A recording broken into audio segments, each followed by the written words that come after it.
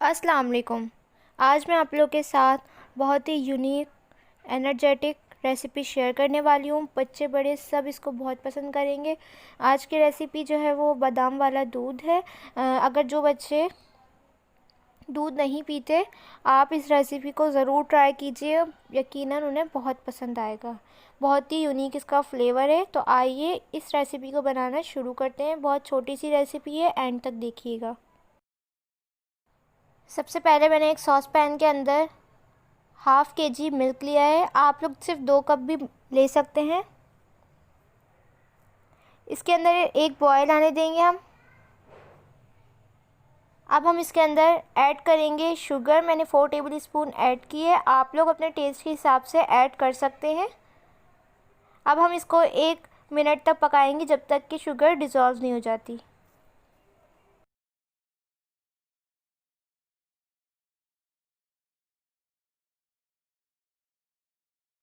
हमने बादाम लिए हैं यहाँ पे 14 से 15। इसको मैंने गर्म पानी के अंदर सोक होके रख दिए थे। अब हम इसका पेस्ट बना लेंगे। हमने इसके छिलके उतार दिए हैं। इस तरह से हमने इसको ग्राइंडर में ग्राइंड कर लिया है।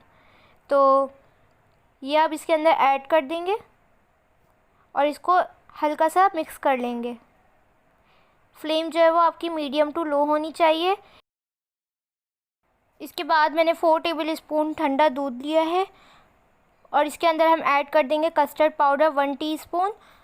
मेरा वनीला कस्टर्ड है, आपका भी वनीला होना चाहिए। हमें बहुत ही कम क्वांटिटी में इसको डालना है, क्योंकि हमें इसका बिल्कुल भी कस्टर्ड नहीं बनाना, हमें सिर्फ थिकनेस के लिए यूज़ करना है इसको।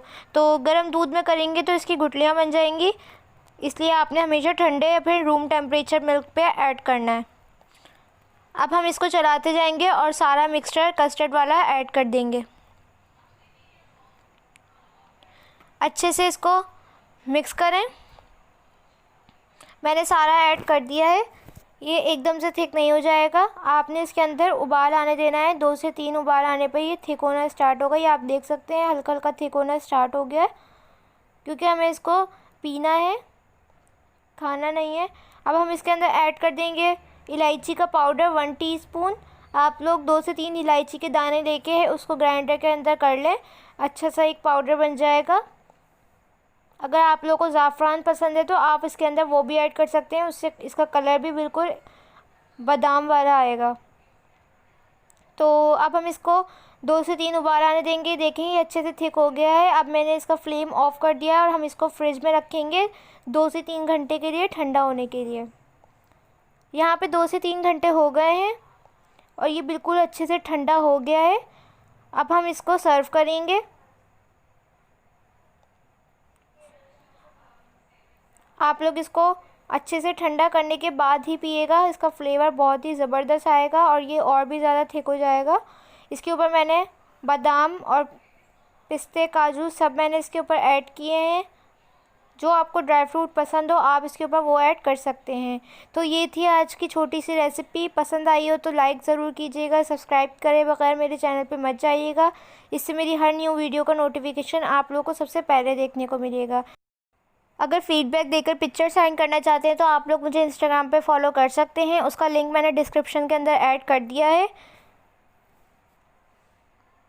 मेरी वीडियो को अपने फ्रेंड्स और फैमिली के साथ शेयर करें, मुझे सपोर्ट करें, इसी तरह प्यार देते रहें। इंशाल्लाह मिलूँगी नेक्स्ट रेसिपी के साथ।